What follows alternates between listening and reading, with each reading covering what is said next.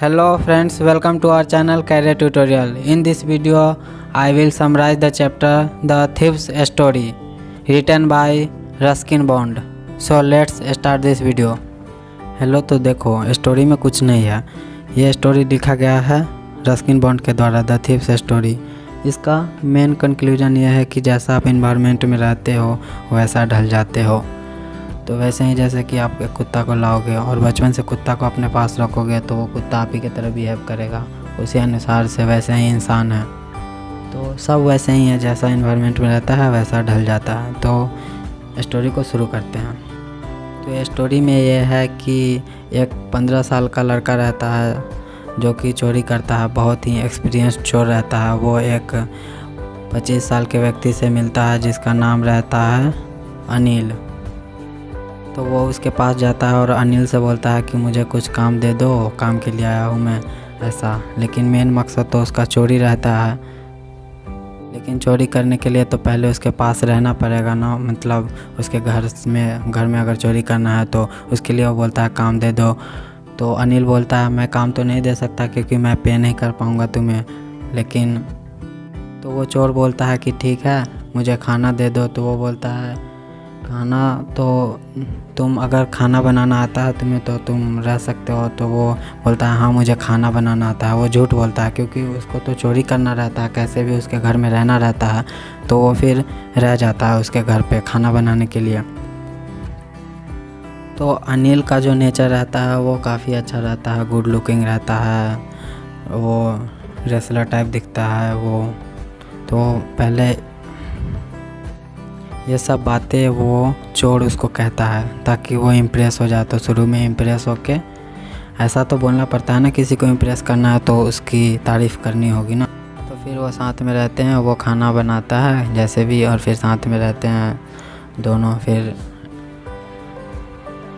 तो वो नाम अपना बताता है चोर हरी सिंह। एक्चुअली वो रियल नेम नहीं रहता है, वो जहाँ भी जाता है चोरी करने तो वहाँ नाम चेंज कर देता है ताकि उसको पता नहीं चले किसी को उसका असली नाम।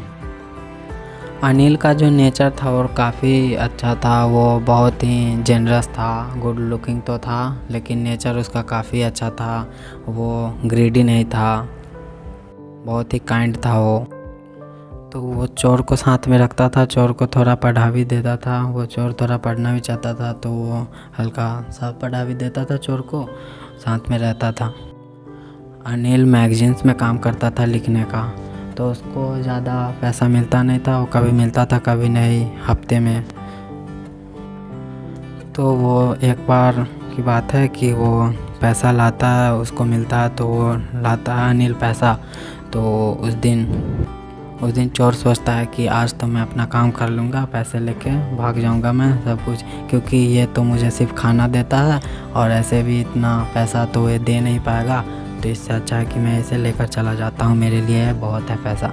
वो 50 के नोट रहते हैं, 600 रहते हैं टोटल पैसे, 600।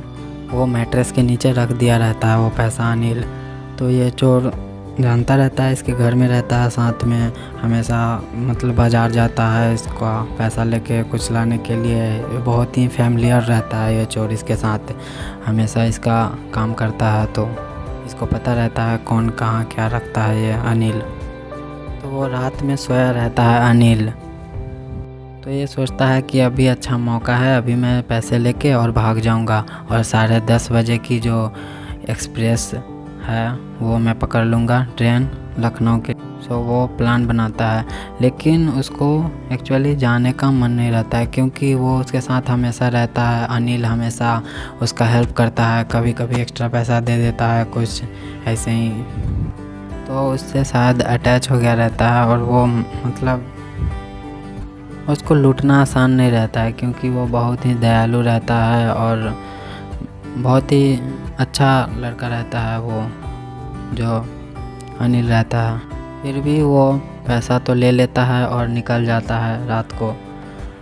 तो फिर जाता है वो स्टेशन पे, तो वहाँ पे तो वो कभी भी टिकट नहीं लेता है। वो हमेशा, तो वो तो चोर रहता है तो हमेशा ऐसे ही निकल जाता है, तो कभी टिकट नहीं लेता है।